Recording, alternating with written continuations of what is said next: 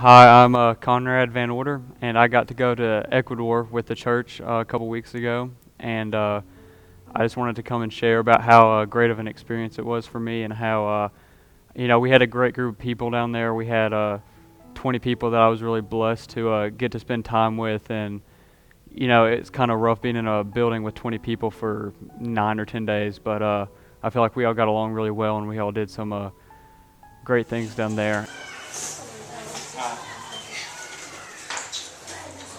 And then God wanted to separate the water, so He made the sky.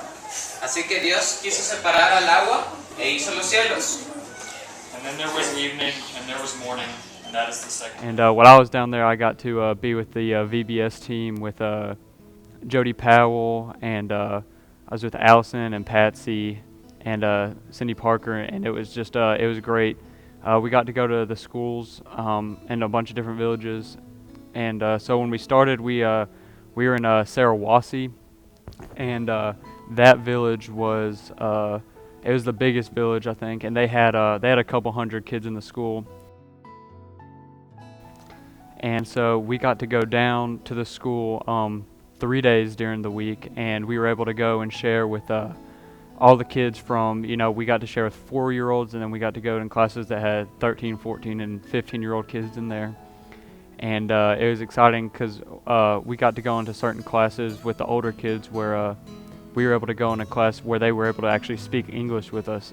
We were able to go up there and they were able to recite some of the Bible stories, and we were able to go and we told the story of creation, the Daniel and the lion's den, Noah's Ark, and other stories like that. And it was cool to be able to go and see a bunch of different kids.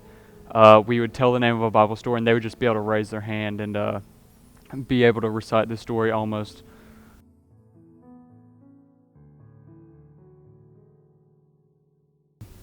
It was just really neat to see the way that God was working down there, and how the church has been going there for 4 or 5 years, and how it's really made an impact on the people, because without that, I don't think any of them would be able to say anything from the Bible or have any knowledge or anything of God or any type of relationship with them.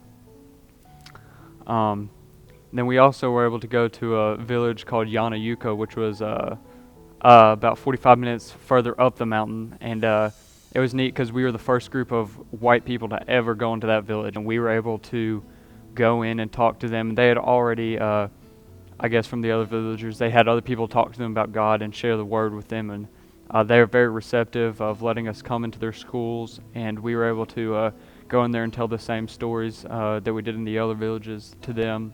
We were able to do crafts with them. We were able to make drawings with them and make hats and we were able to give out clothes and toys to them and stuff like that.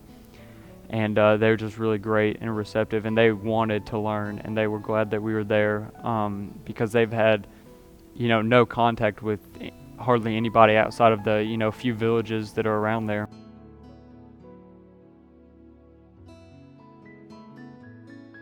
Another great thing is while you're up there, it's probably the most breathtaking thing I've ever seen in my entire life. It's beautiful. Me and Danny actually were talking about how we had expectations of there being nothing but just dirt and like wooden huts and just stuff like that all around, and it's really not like that.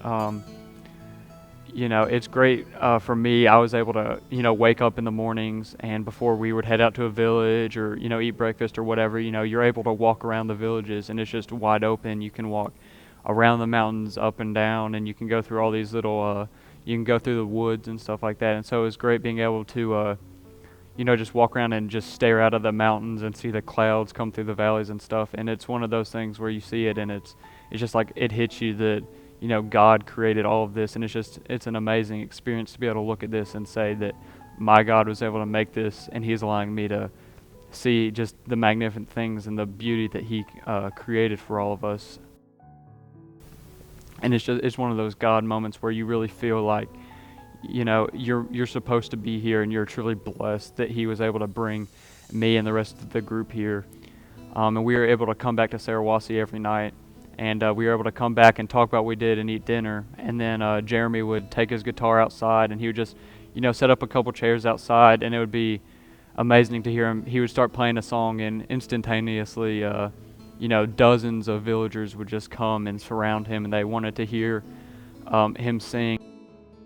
If you've ever wanted to go on a trip like this, but you felt like maybe you can't do it, or you're a little skeptical about making a trip or flying in a plane or riding in a chicken truck up a mountain or something, I would highly encourage that you go, because it was probably by far the most inspirational experience of my entire life. It's an amazing experience, and it's one that I think everybody should at least attempt to go on.